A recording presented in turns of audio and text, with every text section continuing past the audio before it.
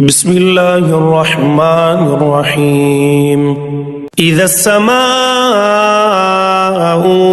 انشقت وأذنت لربها وحقت وإذا الأرض مدت وألقت ما فيها وتخلت وأذنت لربها وحقت يا أيها الإنسان إنك كادح إلى ربك كدحا فملاقيه فأما من أوتي كتابه بيمينه فسوف يحاسب حسابا يسيرا وينقلب إلى أهله مسرورا وأما من أوتي كتابه وراء ظهره فسوف يدعو ثبورا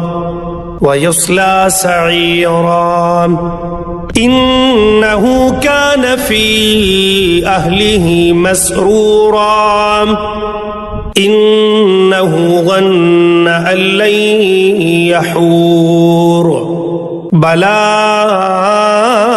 إن ربه كان به بصيرا فلا أقسم بالشفق والليل وما وسق والقمر إذا اتسق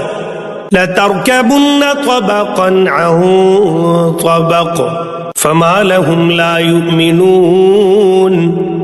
وإذا قرئ عليهم القرآن لا يسجدون بل الذين كفروا يكذبون والله أعلم بما يوعون